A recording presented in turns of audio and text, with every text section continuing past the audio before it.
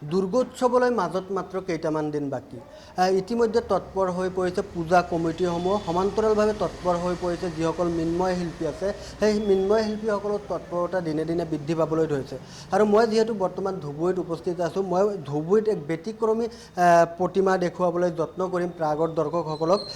অকল যি বৈদ্যুতিক বাল্ব আৰু বাল্ব ব্যৱহাৰ কৰি ধুবুৰীৰ এগৰাকী শিল্পীয়ে ইতিমধ্যে নিৰ্মাণ কৰি উলিয়াইছে দেৱী প্ৰতিমাৰ প্ৰতিমা। আৰু মোৰ সৈতে ভিডিঅ' জাৰ্নেলিষ্ট ৰামপুকাৰে দেখুৱাইছে টিউবলাইট আৰু বাল্ব ব্যৱহাৰ কৰি সুন্দৰভাৱে তেওঁ ইতিমধ্যে দেৱীৰ প্ৰতিমা নিৰ্মাণ কৰি উলিয়াইছে। আৰু 1000তকৈ অধিক বাল্ব আৰু টিউবলাইট ব্যৱহাৰ কৰি প্ৰতিমা নিৰ্মাণ কৰি উলিয়াইছে ধুবুৰীৰ এইগৰাকী শিল্পীয়ে।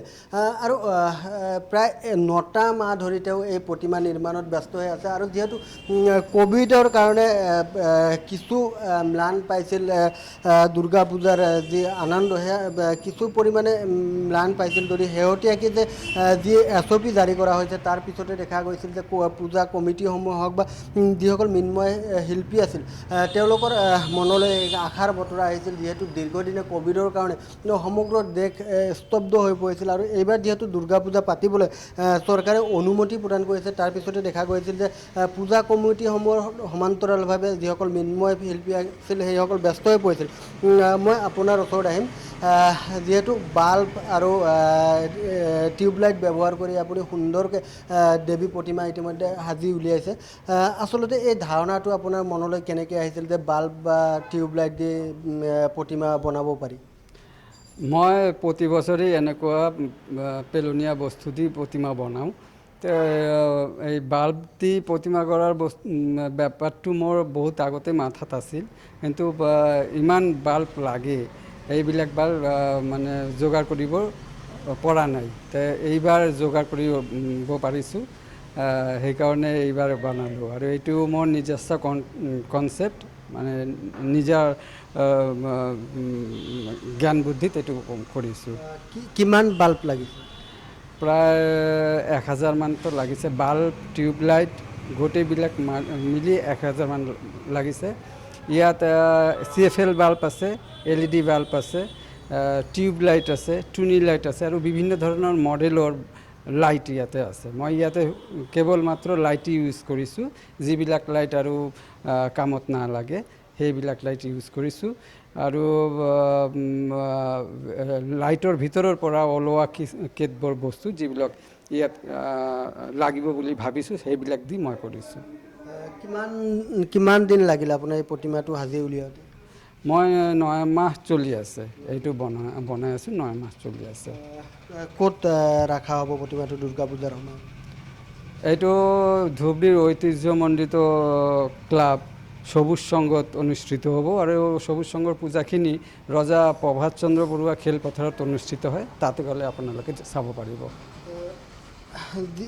যিহেতু দীৰ্ঘদিন প্ৰায় 9 মাহ ধৰি আপুনি বনাই আছিলে, বহু টকাৰো দৰকাৰ হৈছে বা আপোনাৰ যিখিনি হাজিৰা, যিহেতু দীৰ্ঘদিনৰ পৰা আপুনি কষ্ট কৰি আছে, সবুজ সংঘৰ পৰা তেনেকুৱা কিবা চুক্তি হৈছিল নেকি বা কিমান টকাত? এইটো মানে মই যে প্ৰতিবাৰ গঢ়োঁ, এইটো মোৰ যে ভিতৰত এটা কলা, মানে মোৰ ভিতৰত যিখিনি আৰ্ট আছে সেইখিনি মানুহৰ ওচৰত মানে তুলি ধৰিবৰ কাৰণেই বনাওঁ। ইয়াত মোৰ পইচা ৰোজগাৰৰ মানে ইয়েটো নাথাকে, যদিও কিন্তু ক্লাবে আমাক পইচাখিনি দিয়ে, যিমানখিনি খৰচ হয় বা যিমানখিনি আমাৰ প্ৰয়োজন সেইখিনি দিয়ে।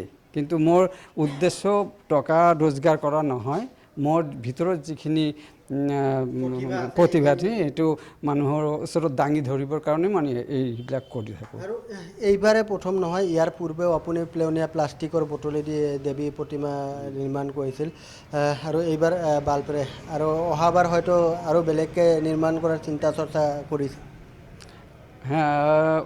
অহা বছৰত কি কৰোঁ মানে এইটো কালেকশ্যনৰ ওপৰত কথা হয়, মানে যিখিনি বস্তু বেছিকৈ কালেকশ্যন কৰিব পাৰিম সেইখিনি দি কৰোঁ। মানে কেতবোৰ বস্তুতে ইমানখিনি কালেকশ্যন নহয়, তেতিয়া কৰিব নোৱাৰোঁ, সেইকাৰণে এতিয়া ঠিক ক'ব নোৱাৰোঁ কি দি বনাম। নেক্সট ইয়াৰ। আৰু আমি দেখিছিলোঁ ধুবুৰী আৰু এজন যুৱকে চিৰিঞ্জ আৰু ইনজেকশ্যন ব্যৱহাৰ কৰি প্ৰতিমা বনাইছিল আৰু তেওঁ ইতিমধ্যে ৱৰ্ল্ড গিনিজ বুক হওক বা অসম বুক অফ ৰেকৰ্ডছতো নাম অন্তৰ্ভুক্ত কৰিছে। আপোনাৰো তেনেকুৱা সপোন কিবা আছে নেকি? দেখক, এজন শিল্পী সদায় বিচাৰে তাৰ প্ৰতিভাটো মানুহৰ ওচৰত দাঙি ধৰিবলৈ, আৰু সেইকাৰণে তেনেকুৱা যদি মোক কোনোবাই পুৰস্কৃত কৰে মই কিয় ল'ম, কিন্তু মই এতিয়ালৈকে মানে জইণ্ট কৰা নাই তেনেকুৱা ইছত। সেয়া আছিল ধুবুৰীৰ শিল্পী প্ৰদীপ কুমাৰ ঘোষ, আৰু প্ৰদীপ কুমাৰ ঘোষে ইতিমধ্যে সুন্দৰকৈ বাল্ব আৰু বিভিন্ন সামগ্ৰী, বাল্বৰ লগত জড়িত যিসমূহ সামগ্ৰী সেইসমূহ ব্যৱহাৰ কৰি ইতিমধ্যে সুন্দৰকৈ দেৱী প্ৰতিমা নিৰ্মাণ কৰি উলিয়াইছে। আৰু ইয়াৰ পূৰ্বেও শিল্পীগৰাকীয়ে দেখা গৈছিল বিভিন্ন পেলনীয়া সামগ্ৰী, প্লাষ্টিকৰ পানীৰ বটলেই হওক বা অন্য সামগ্ৰী ব্যৱহাৰ কৰি তেওঁ দেৱী প্ৰতিমা নিৰ্মাণ কৰি আহিছে। আৰু এইবাৰ যি বাল্ব আৰু বাল্বেদি বনোৱা প্ৰতিমা ধুবুৰী ঐতিহ্যমণ্ডিত ৰাজা প্ৰতাপচন্দ্ৰ খেলপথাৰত যি দুৰ্গা পূজা অনুষ্ঠিত হ'ব সেই পেণ্ডেলতে এই প্ৰতিমাটো ৰখাৰ ব্যৱস্থা কৰা হৈছে। আৰু ধুবুৰীবাসী ৰাইজে এইবাৰ ৰাজা প্ৰতাপচন্দ্ৰ বৰুৱা খেলপথাৰত এই প্ৰতিমা তেওঁলোকে দেখিবলৈ পাব।